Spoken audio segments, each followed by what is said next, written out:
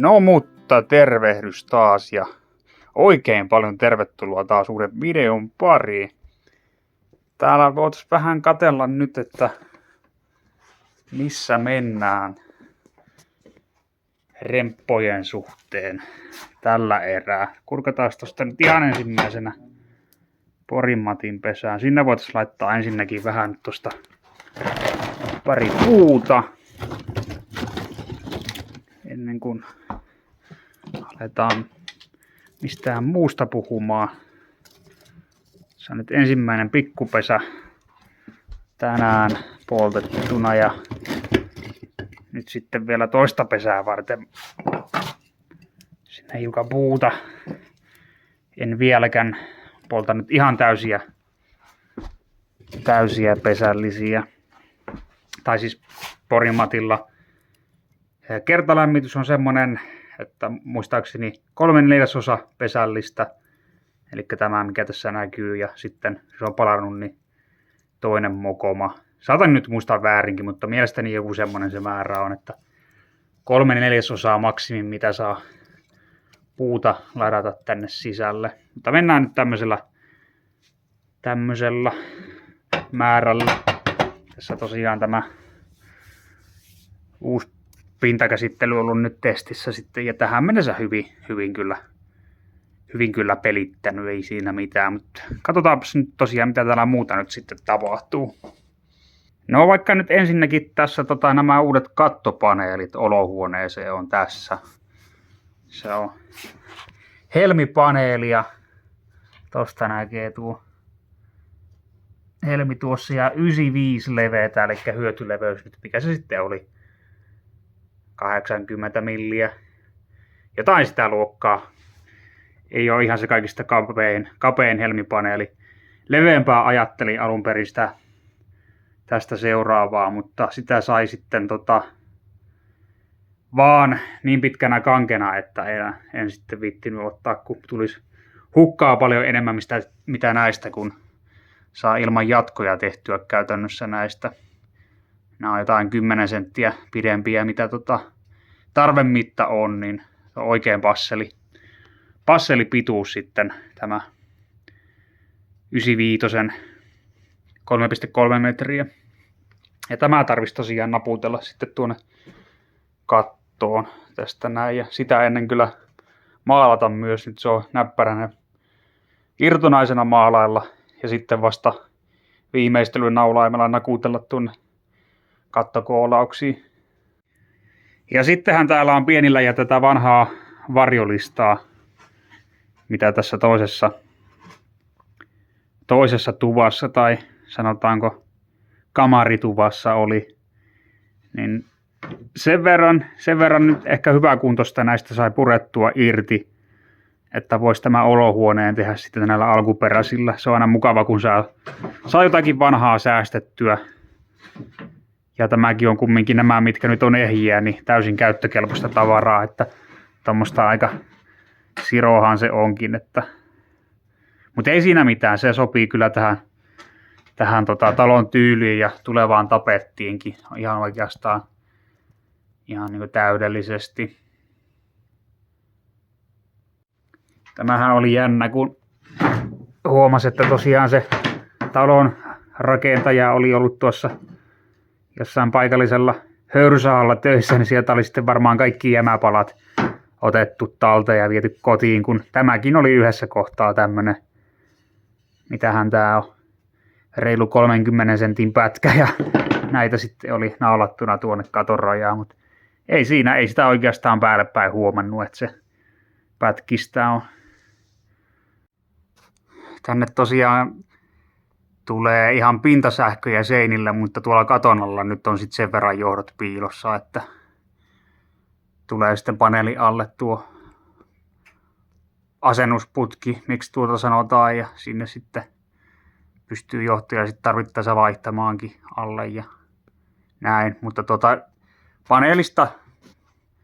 paneelista se tulee ulos noita syöttejä ja tuosta varjolistan läpi, niin tulee ihan sitten tähän puukuitulevyn päälle. Tässähän on tosiaan tämä hirren päällä puukuitulevyä.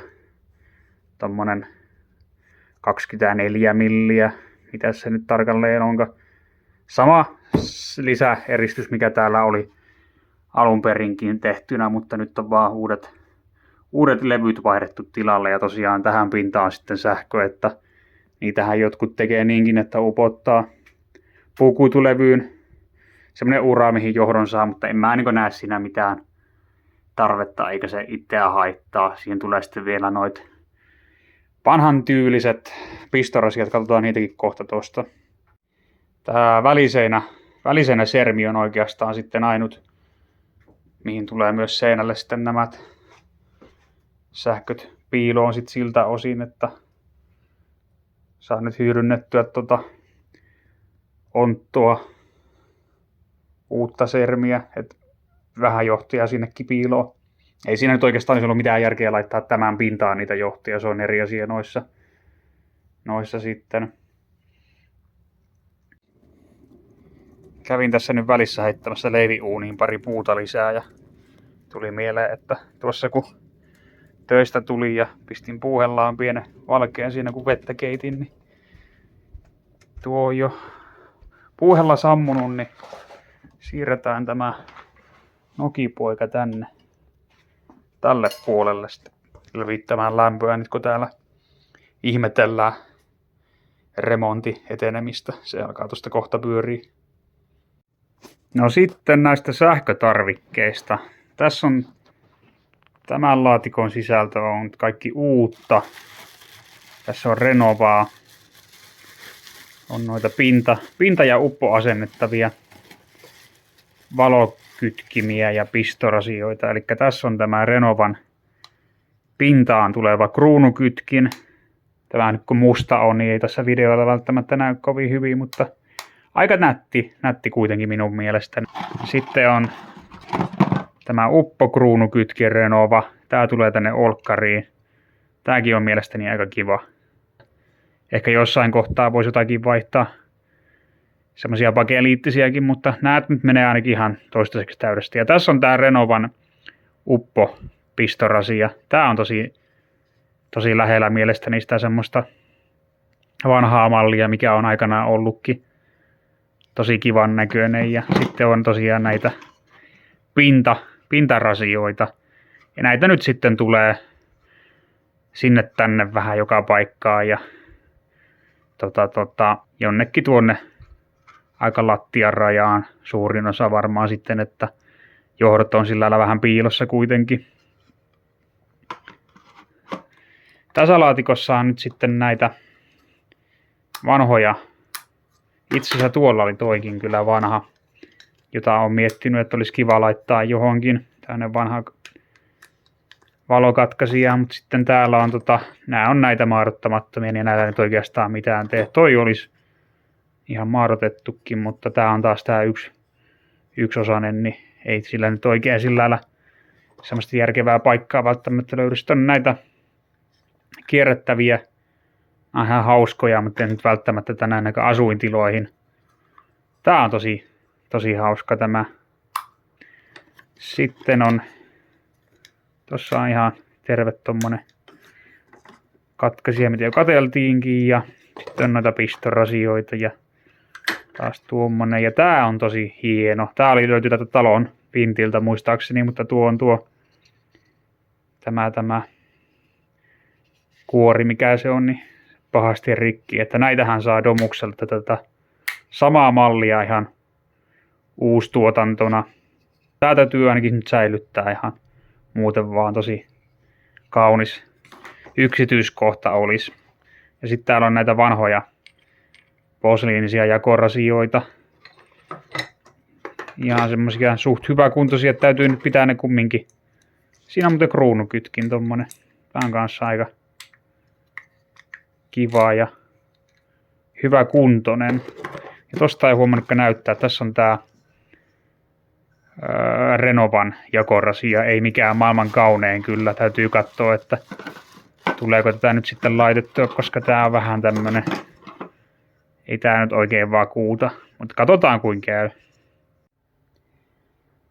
Avarahan tämä on tämä niin sanottu olohuoneenkin puoli tässä. Ihan mukavasti kyllä tilaa. Ei niinku mitään semmoista murhetta siinä mielessä, että tämä nyt on vähän niinku tällä välisermillä jakanut tämän huoneen, mutta toisaalta aivan turhan iso yksi yhtenäinen tila, jos haluaa, että on vähän erillistä makuuhuonetta ja semmoista työskentelyhuonetta ja myös tietysti vierashuonetta, mikä nyt olohuone sitten toimii monitoimisena tilana varmastikin, että siellä voi sitten työskennellä ja pelata ja katsella elokuvia ja majoittaa vieraat ja niin edelleen. Ja sitten kumminkin on makuuhuone hiukan sillä lailla erillisenä tilana, vaikka tämä nyt onkin kuitenkin yhtenäistä tilaa sitten tässä periaatteessa. Ihan kyllä tyytyväinen tähän välisermin ratkaisuun. Vallan mainiot ja tilavat huoneet tässä nyt kuitenkin on. Täällä nyt tietenkin nurkissa tosiaan oli kaikennäköistä jäämistöä, niin muun muassa tämä oli vintillä siis tosi huonossa kunnossa käytännössä siis tässä jamassa, mitä se nyt tälläkin hetkellä on. Eli saanut kosteutta ja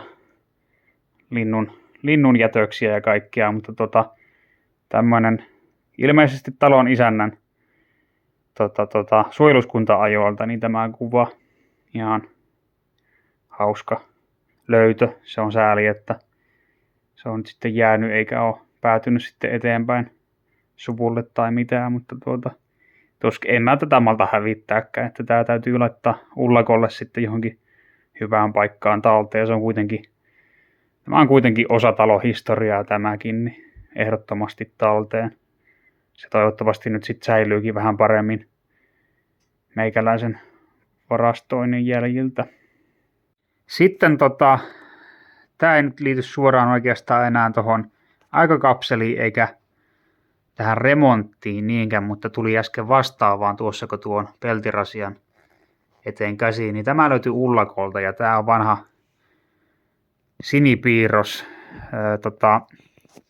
Mielestäni tämä oli Jugendsohva tai sohvamallistot itse asiassa. 2 erilaista on tämä tässä. Tuossa on tuo leikkaus, tämmöinen, missä on sitten kaapistoa tai kirjahyllyä ja tuossa on sitten tuo matalampi malli. Niin tämä tarvitsisi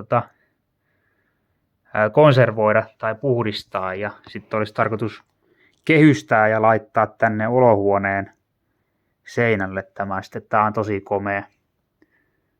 Ei ole ihan täydellinen, että muutama pala tuolta taisi puuttua. Tuosta on vaan nurkka vähän tolla lailla, mutta komea kuva, kun se oli tosiaan tämä talon rakentanut henkilö, niin oli tämmöinen kirvesmies ja puuseppä, niin varmaan sitten tämmöisenkin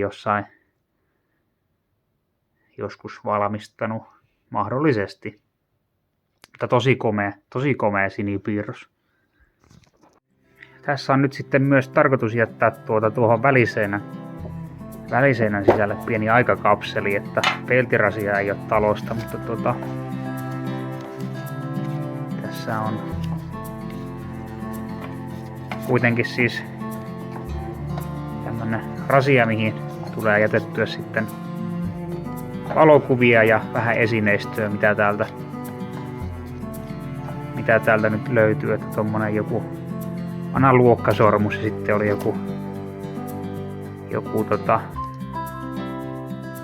palkintomitalli. Valokuvia siellä nyt on kaikenlaista, en niitä nyt aloin oikeastaan näyttämään, kun ne on nyt sitten semmosia henkilöitä, että ei liity meikäläiseen eikä ole sukua, niin ei niistä nyt sitten enempää. Tähän tulee sitten semmoinen saatekirje myös, että ketä tämä nyt sitten oli tehnyt tämän rakennuksen ja että kuvat liittyy heihin ja sitten, että mitä meikäläinen täällä sitten teki ja niin edelleen. Ja olin laittanut tosiaan tänne myös tämän talon rakentajan ylemmän kansakoulun päästötodistuksen. Se löytyi ullakolta, niin tää on kiva sitten pistää kans tänne seinän sisään talteen, niin saa sitten toivon mukaan ihmetellä näitä eikä talolle käy mitään, että se vaan kylmästi joskus aikanaan puretaan tai häviää muuten, mutta ehkä joku tämä kapselin sitten löytää. Tältähän täällä nyt sitten tosiaan näyttää ja joulua kohti vauhti ja tahti todennäköisesti ja toivottavasti kiristyy siinä määrin, että tähän voisi nyt sitten ihan muuttaa jouluksi ja tuoda sohvat ja telkkarit ja kirjahyllyä ja tietenkin joulukuusenkin sitten tänne. Se olisi ihan huippujuttu, että päästään sitten viettää joulua olohuoneen puolelle. Ja Porin Matti toivottavasti palvelee riittävänä lämmönlähteenä. Kyllähän sitä sen sähköpatterinkin sitten heittää, mutta pieni tila, niin ei kai siinä. Eikö se siitä pakkasillakin sitten lämpiä. Mutta juu, ei kai siinä nyt taas tällä erää sitten muuta, että katsotaan mihin tulevaisuus vie ja palataan seuraavien videoiden ja aiheiden parissa.